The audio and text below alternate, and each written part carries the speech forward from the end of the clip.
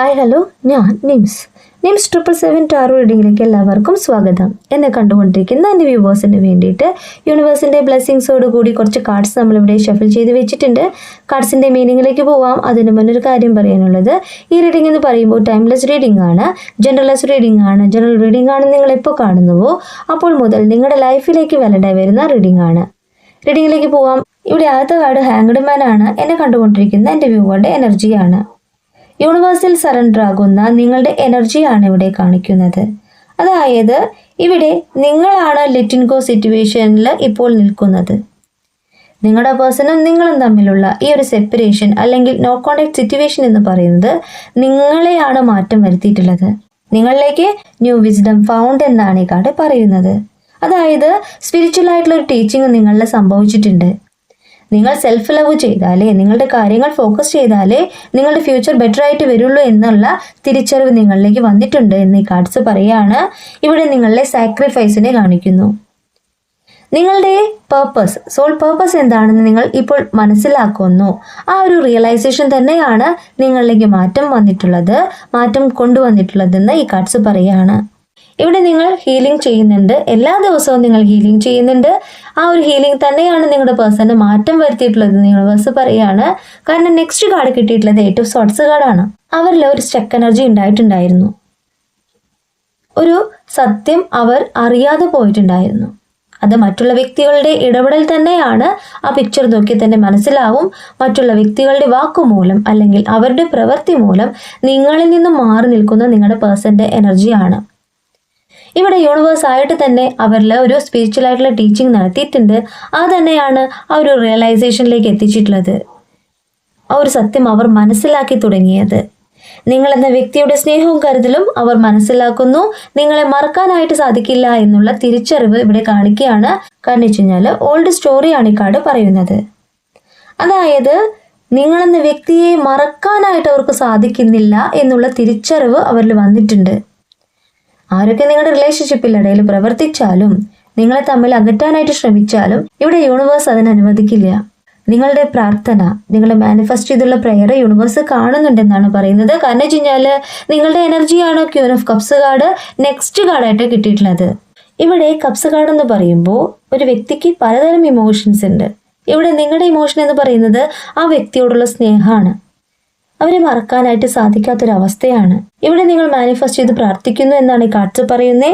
നിങ്ങൾ എന്ന വ്യക്തി യൂണിവേഴ്സൽ സറണ്ടർ ആയിക്കൊണ്ട് ഹീലിംഗ് സംഭവിച്ചുകൊണ്ട് നിങ്ങൾ മാനിഫെസ്റ്റ് ചെയ്ത് പ്രാർത്ഥിക്കുന്ന ആ ഒരു പ്രാർത്ഥനയാണ് ഇവിടെ കാണിക്കുന്നത്.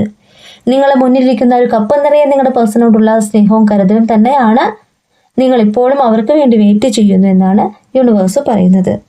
ഇവിടെ നിങ്ങളുടെ ഹേർട്ട് ഓപ്പൺ ചെയ്യുന്നത് ഡീപ്പ് ലവിലേക്കാണ്. അതായത് അവർ മടങ്ങി വന്നു കഴിഞ്ഞാൽ യാഥാർത്ഥ്യം മനസ്സിലാക്കിക്കൊണ്ട് നിങ്ങളെന്ന വ്യക്തിയെ ഉൾക്കൊണ്ടുകൊണ്ട് അവർ തിരിച്ചു വരികയാണെങ്കിൽ നിങ്ങൾ സ്വീകരിക്കാനായിട്ട് തയ്യാറാണെന്ന് യൂണിവേഴ്സ് ഇവിടെ പറയുകയാണ്. കാരണം നിങ്ങൾക്ക് മറക്കാനായിട്ട് സാധിക്കുന്നില്ല.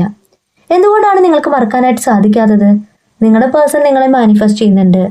നിങ്ങളും അവരും തമ്മിലുള്ള പാസ്റ്റ് ലൈഫ് അവർ മാനിഫെസ്റ്റ് ചെയ്യുന്നു അല്ലെങ്കിൽ ഓർത്തെടുക്കുന്നു.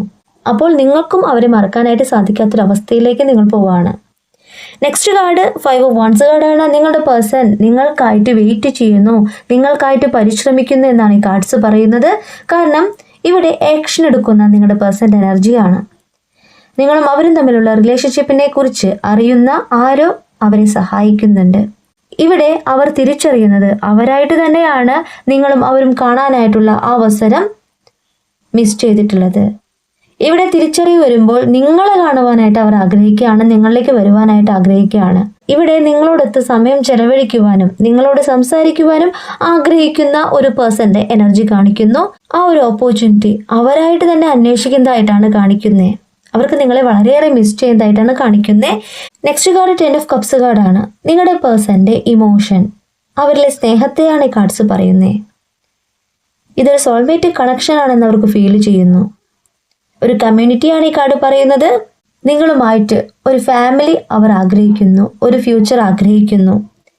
ഇവിടെ ഡിവൈൻ കണക്ഷൻ ആയിട്ട് അവർക്ക് ഫീൽ ചെയ്യുന്നു. അവരുടെ ഹൃദയം എന്ന് പറയുന്നത് നിങ്ങളിലേക്ക് വരുവാനായിട്ട് ആഗ്രഹിക്കുന്നു. ഒരു ഹാർമണിയാണ് ഈ കാർഡ് പറയുന്നത്.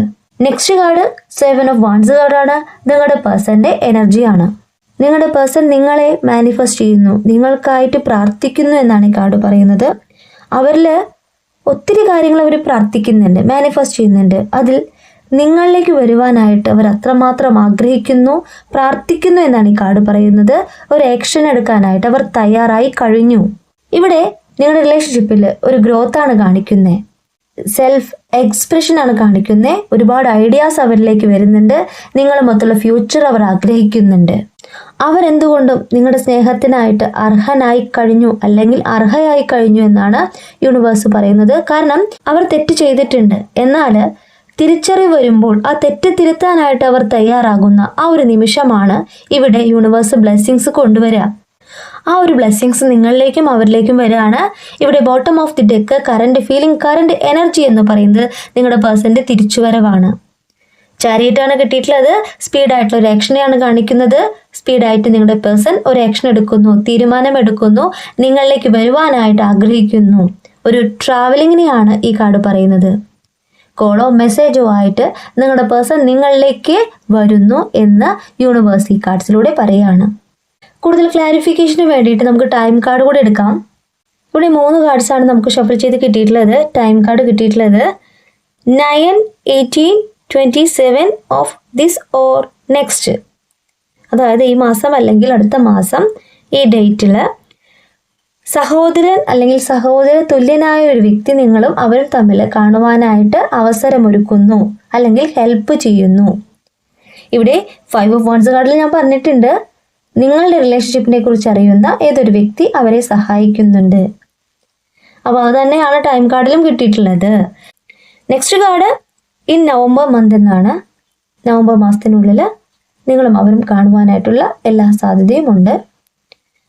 തേർഡ് കാർഡ് ഇൻ 27 ഡേയ്സ് എന്നാണ്. 27 ദിവസത്തിനുള്ളിൽ നിങ്ങളുടെ പേഴ്സണും കാണുവാനായിട്ടുള്ള എല്ലാ സാധ്യതയുമുണ്ട്. ഈ റീഡിംഗ് എന്ന് പറയുന്നത് ഒരു ജനറൽ റീഡിംഗ് ആണ്. എല്ലാവർക്കും ഒരുപോലെയല്ല റെസിനേറ്റ് ആവുക. എന്നെ കണ്ടുകൊണ്ടിരിക്കുന്ന എല്ലാ വ്യൂവേഴ്സും ഒരു എനർജി അല്ല, ഡിഫറെൻ്റ് എനർജിയാണ്. ഈ കാർഡ്സിൽ നിങ്ങളുടെ ലൈഫിലേക്ക് വാലിഡ് ആവുന്ന കാർഡ്സ് നിങ്ങൾക്ക് സ്വീകരിക്കാം, മാനിഫെസ്റ്റ് ചെയ്ത് പ്രാർത്ഥിക്കാം. അപ്പോൾ നിങ്ങളുടെ പേഴ്സൻ്റെ തിരിച്ചുവരവ് നിങ്ങൾക്ക് പ്രതീക്ഷിക്കാം. കോളോ മെസ്സേജോ നിങ്ങൾക്ക് അടുത്ത ദിവസങ്ങളിലായിട്ട് വരാം. ഈ റീഡിംഗ് ഞാനിവിടെ നിർത്തുകയാണ്. ഈ റീഡിംഗ് നിങ്ങൾക്ക് ഇഷ്ടമായിട്ടുണ്ടെങ്കിൽ ലൈക്ക് ചെയ്യുക, ഷെയർ ചെയ്യുക, സബ്സ്ക്രൈബ് ചെയ്യുക. നിങ്ങളുടെ വിലപ്പെട്ട അഭിപ്രായങ്ങളും നിർദ്ദേശങ്ങളും പേഴ്സണലായിട്ടും അല്ലാതെയും അറിയിക്കാം. ഇനി പേഴ്സണൽ റീഡിങ്ങിന് ആവശ്യമുള്ളവർക്ക് എൻ്റെ നമ്പറിൽ കോൺടാക്റ്റ് ചെയ്യാം. നിങ്ങളുടെ കറക്റ്റായിട്ടുള്ള റീഡിംഗ് ഞാൻ പറഞ്ഞു തരാം. കൂടുതൽ വീഡിയോസുമായിട്ട് നിങ്ങളുടെ മുന്നിൽ ഞാൻ വരും. നിങ്ങളുടെ സ്വന്തം നിംസ്.